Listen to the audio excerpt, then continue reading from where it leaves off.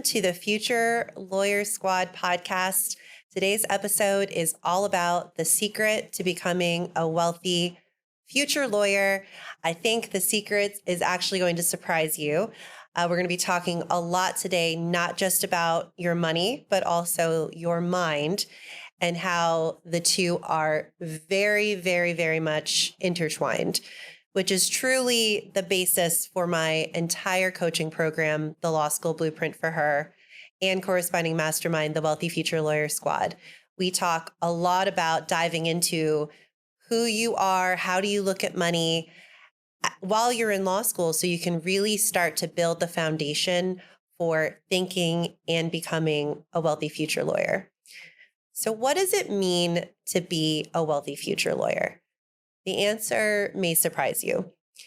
In my opinion, your net worth is really only partially about how you determine whether you're wealthy or not. Your balance sheet is only a part of whether you are considered wealthy or not. I have been practicing law for over 11 years now. And during that time, and even during law school, I have worked with and have gotten to know a lot of attorneys who I would consider wealthy from a balance sheet, from a net worth, from a income standpoint. You know, they had the big house, they have the big salary, the nice cars, they make great money, but they don't really seem quite happy with their lives or satisfied. They kind of think that, you know, practicing law is like a death sentence in some ways, and that it's just something that they have to do because they've already gone down the road and they just don't seem happy. Or interestingly enough, I've seen a lot of attorneys who, even really high earning attorneys, partners that I've worked with in big law who make a lot of money, but who still feel like they don't have money. They still operate from a place of lack, a place from feeling like there's never enough. I had one partner that I worked with tell me, yeah, you know, it would be so nice if I could retire early, but it's not just possible for me. And we're talking about someone who was making high six figures or even seven figures, and they still felt like there wasn't enough money.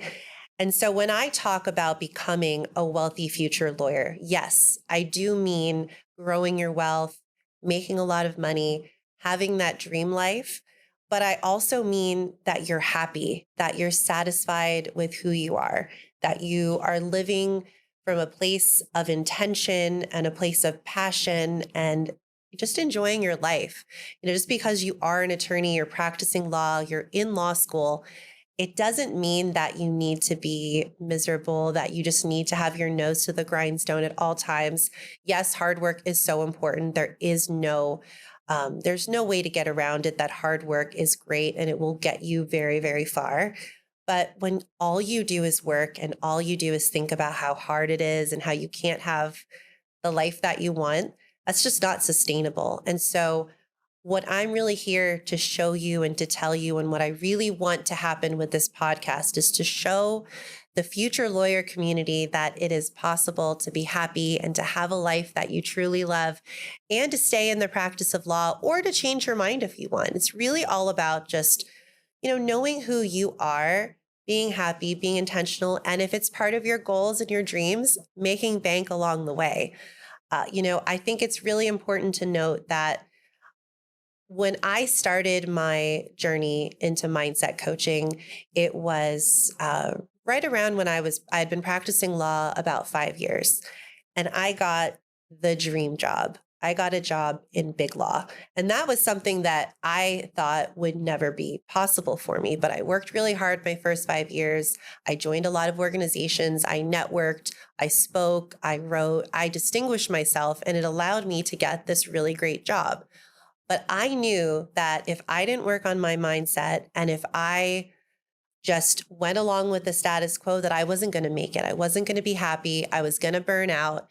And so I started working on my mindset. I got a therapist. I joined a mindset coaching program for couples with my husband. I started getting coached by my own independent coach. And I just wanted to be happy. And I just wanted to make sure that I was not going to burn out and that stress was not going to eat me alive. But the most curious thing happened along the way as I began to work on my mindset, as I began to meditate every day and create a morning routine and start to live my life more intentionally. My career really took off. I was able to think more clearly. I was able to just be a better lawyer. Just in general, I was able to maintain a good level of, some stress is good, but I wasn't overstressed for the most part for the most part. We all have bad days, but there was this crazy byproduct of working on my mind that translated to me becoming a better attorney. And it also translated to me being more open to money making opportunities. So I was making really great money in Big Law. I was making way more money than I ever thought I would. But I started to think, I'm only trading my time for money. I only can make X amount of dollars. There's only X amount of days, in the year, hours in the day. And so I started to explore other ways to take that high income that I was earning and to start to invest and to start to think of passive income opportunities. All of these things are going to be major topics and major themes throughout this podcast. Today is really just going to give you a taste of what it means and how to become a wealthy future lawyer. Because what I stumbled upon, the secret that I stumbled upon, that working on your mindset will actually make you a better attorney and in turn will allow you to think about your money differently and to grow your wealth.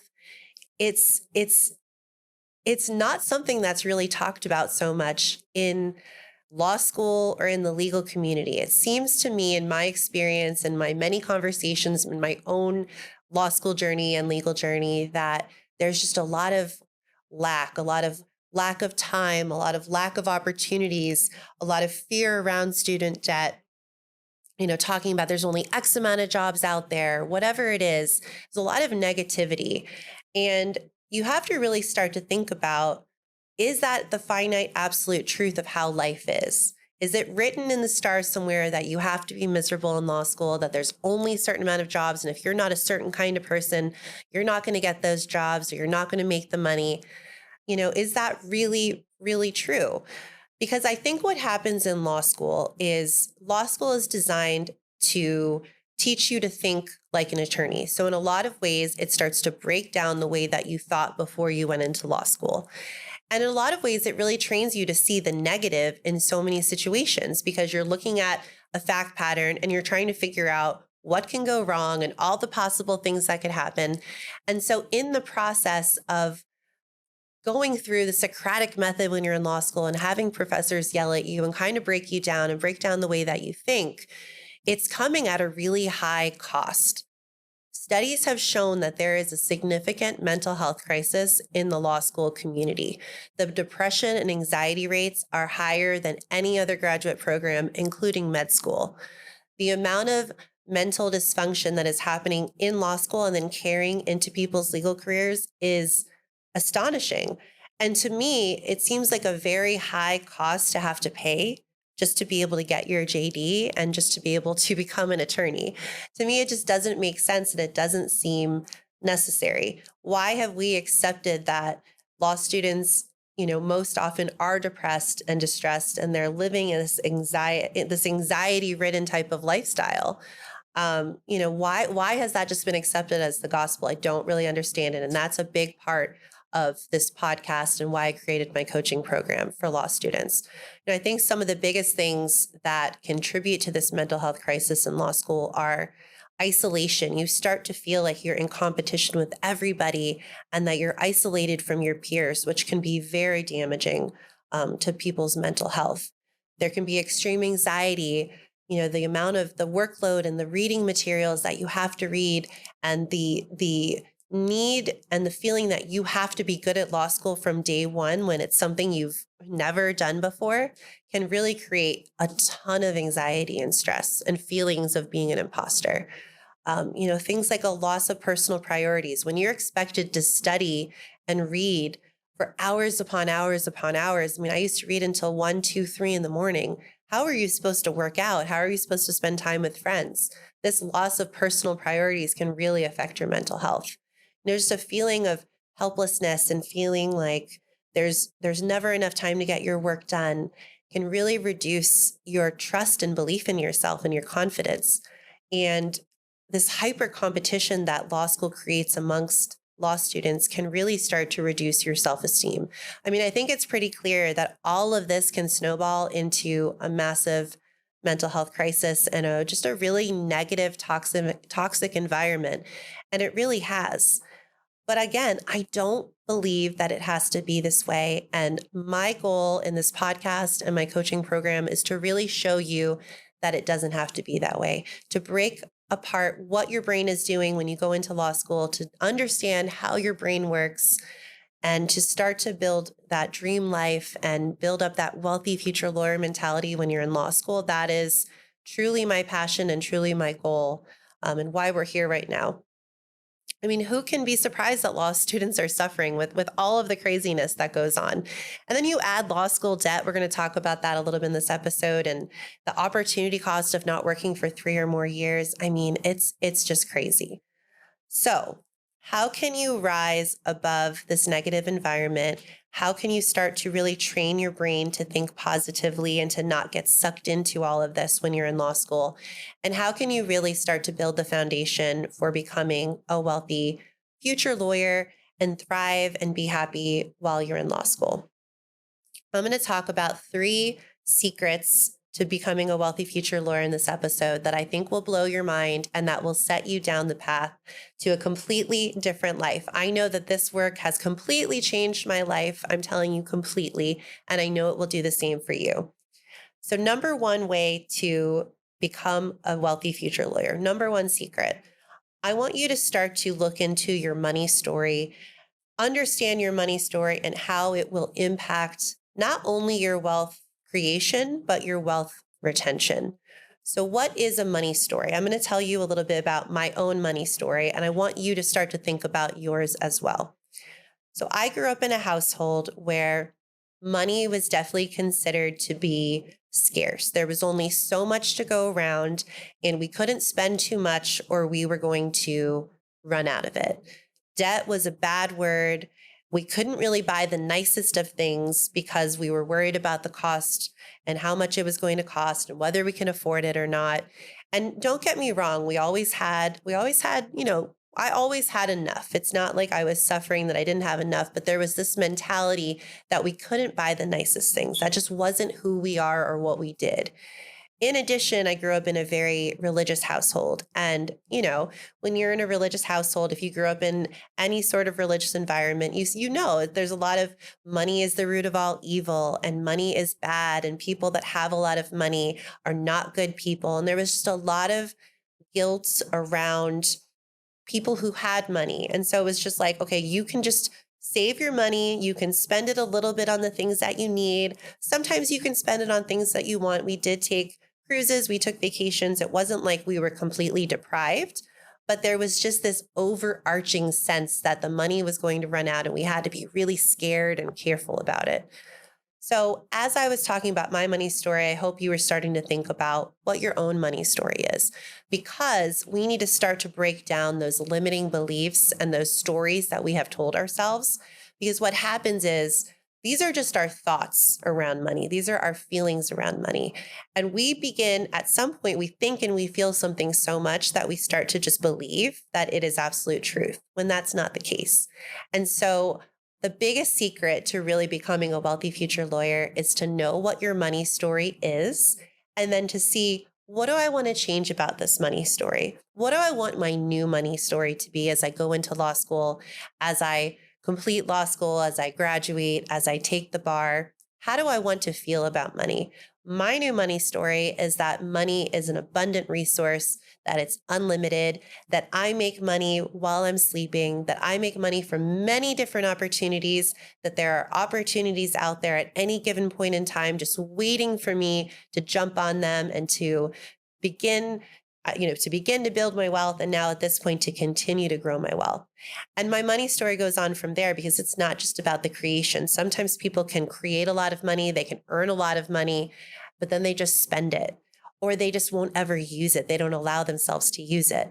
And so it's not just the creation of it, but now it is money is always available for me. I can use my money. My money is there for me to enjoy. That's my new money story. And so I want you to really start to think while you're in law school about drowning out the noise of all the negativity around that there's a lack of jobs and you're only going to make X dollars. And you know what? Maybe you aren't going to the best law school in the country. And so you're not going to get that top job. Let me tell you, my law school was by far not the best law school. It was not top ranked whatsoever.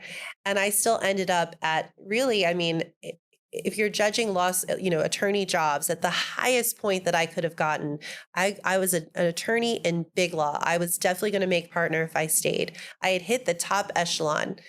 But you know what? I started to think of money not just, okay, I'm just going to make this salary and that's it. But in allowing myself to start to be open to new opportunities with money, I realized I was able to get that job. And so I want you to start to break down your money story. I want you to start to think about how you want to see yourself, what opportunities you're going to have. And it's going to really amaze you when you start to shift your focus away from a feeling of lack or thought of lack, and you start to drown out the noise of your law school colleagues. It's going to amaze you the way that you start to view the world and the opportunities that will come your way, whether they're legal or not. And I think that to me, that is the absolute, hands down, the biggest secret to becoming a wealthy future lawyer. But there's more. So, my second secret to becoming a wealthy future lawyer is learning how to operate from a place of abundance and not of scarcity and fear and lack. So, when you start law school, if you already have, you probably already know this, you're going to start to just hear a lot of negativity from your classmates, from your professors, even from attorneys that you may work with along the way, of how X isn't possible and you have to just stay in your lane and you went to law school and you can only practice law and you're only limited to what you earn in your attorney job. But I want you to start to think about in law school other ways that you could make money.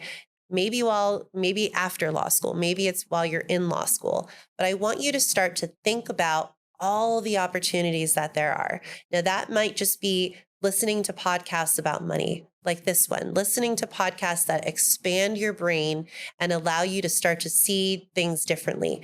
I want you to start to follow other attorneys or other professionals who are living the way that you want to be living, who are operating from a place of abundance, who are going after their dream lives. I mean, that's what I started doing when I really decided, you know what, I don't want to be a miserable attorney. This isn't going to work for me. It's not sustainable. I just started watching other people, listening to podcasts, following other people on social media, reading their books on what they were doing. And I started to just flood my brain with positivity and gratitude around my life and around money. And I think that, if you start to do that, if you read books, if you listen to podcasts, if you really spend your time taking in positive information, we consume so much content all day and we get to choose what we consume. If you consume that positive content and you drown out the negativity around you, it's going to really set you up for success as you move through law school and as you start to take job opportunities. Maybe you start businesses like I did. Like I said, I was in big law. Now I have my own law firm. This year, I started my own law firm, Flourish Law Group, an estate planning law firm in Florida. We've already we hit the ground running and we're doing so well. It's so exciting to see. I own an Airbnb. I invest in real estate. I have my money working for me in the stock market. I have a lot of different things going at the same time because I learned along the way that I didn't just have to trade my time for money. And that's something that if you can start to learn that now, even if you're not going to put it into practice until after law school, it will propel you light years ahead of your colleagues. And a lot of your colleagues, quite frankly, may never come to the conclusions that you may be starting to realize as I'm talking to you right now. So really learning to operate from that place of abundance is going to set you apart and it's going to set you on that wealthy future lawyer journey. Secret number 3, and this is something that I didn't learn until just a few years ago, understanding the difference between active income and passive income, and understanding that your wealth, your creation of wealth is not just based on the job that you get and the salary that you get. Yes, that is a part of it. But like I said before, I know plenty of attorneys who make tons of money and either spend it all or don't use it. I had so many colleagues in Big Law who we were all making the same salary, but they were going out and they were buying Teslas and they were eating at fancy, restaurants every single day. And not that there's anything wrong with that by any means, but I think what they were really doing was they were just rewarding themselves for their hard work because they weren't happy. And so they thought that those things would make them happy. But what ended up happening was they spent a lot of their expendable income. And so when I started to explore, I want to start my own law firm. This is something I've wanted to do for a long time, really since law school. I had a nice nest egg set aside. I took my Big Law salary, which over the past few years during the pandemic increased exponentially, and I put it in real estate and I put it into savings. So that way, when I wanted to start my firm, I was not trapped. I know so many people who they just increase their lifestyle to the point where if they feel stuck, if they want to change jobs, if they want to shift careers, if they want to leave the law, they can't because they've created this lifestyle that they have to continue to pay for. And so and don't get me wrong, I still enjoyed my life. I still spent money. My husband and I traveled a ton before kids.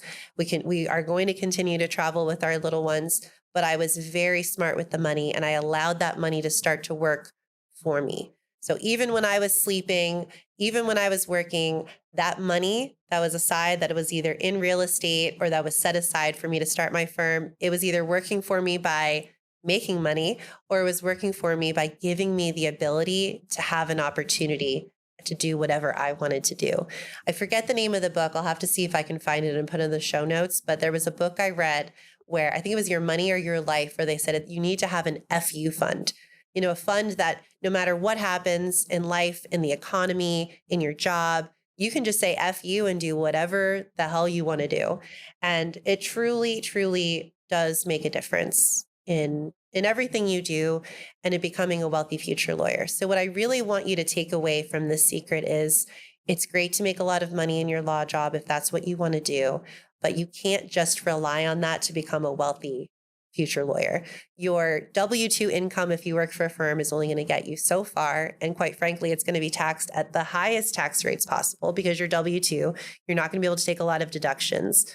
And so thinking about money on a much broader scale and starting to educate yourself now, listening to podcasts, reading books about money, just soaking it all in is going to make a really, really big difference.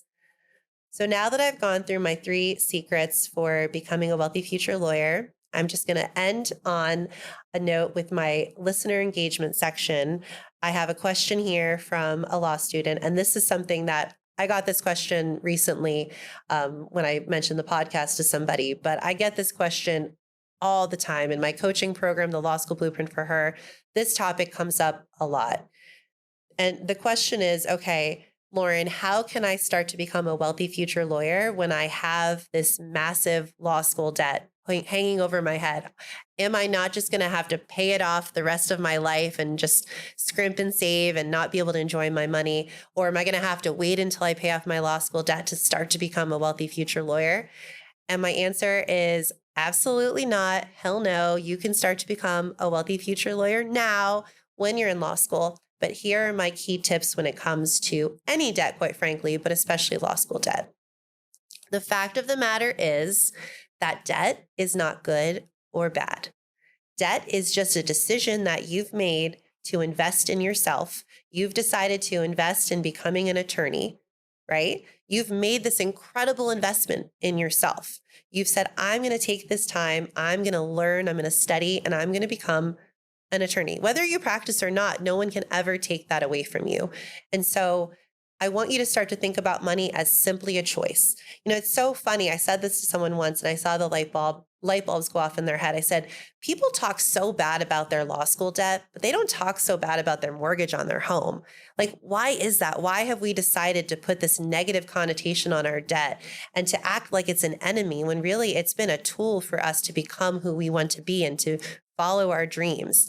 And so I want you to start to shift the way that you look at your debt to know it's not good or bad. It's a choice that you've made. It's an investment that you've made in yourself. And I also want you to realize that as you start to become more open to different money mindset opportunities and thinking about your money differently, you might realize that your law school debt can actually get paid off much more quickly than you think. Now, I had a very unique experience when it came to my law school debt. I did have a scholarship. So I had a 75% scholarship to law school, and then I got an LLM in taxation that I paid 100% for. So I left law school with still a good amount of debt, about $110,000 in debt. I know that's less than a lot of people have, but that's still a nice chunk of change. And so I started just kind of paying it off, like the traditional route, just here and there as much as I could based on my income. But when I was in law school, my husband went out. We weren't married at the time. He bought a condo, and he bought it when the market was pretty low. And then we lived in the condo, so it was our primary residence. So when we decided to buy a house, we rented it out for about a year. And then we were looking at our money together. It was right around the time when we really started to look at our money. And he said, "Hey, why don't we sell this condo?" We were having issues with the HOA, with the tenant, and like it's just kind of a headache to have this condo. And I was like, "Well, that would be great because we can sell it. There's a tax exclusion. It's within a certain amount of time. It was our primary residence. We can sell it without any capital gains tax, and then we can pay off my student loans." And luckily, I have a really great husband who was like fully on board with that. And he knew it was making a good investment in me. And he said, "Let's pay off your law school debt."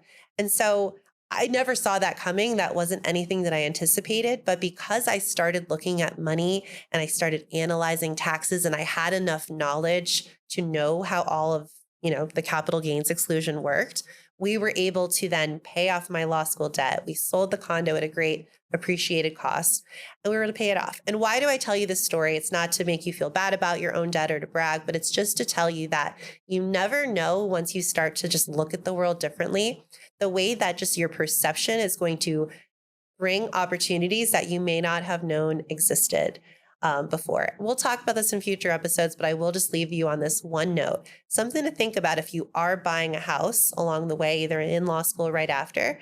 Maybe think about buying a duplex or a triplex and then living in one side and renting out the others and living for free. So then you can take that money that you would have been paying a mortgage or, rent and pay off your student loans much faster. We'll talk about it more. I'm going to have lots of guests on who have paid off their student loan debt and have them explain how they did it. But I just want you to get your gears turning and the juices flowing that becoming a wealthy future lawyer, it's so much about how you look at the world and your mindset. And that's really my mission to show you. And I'm so excited. This is going to be a great podcast. I'm so happy that you stuck around to the end. Keep an eye out for some new episodes coming out as well. We have some wonderful guests, and I can't wait to get to know all of you, my squad. Thanks.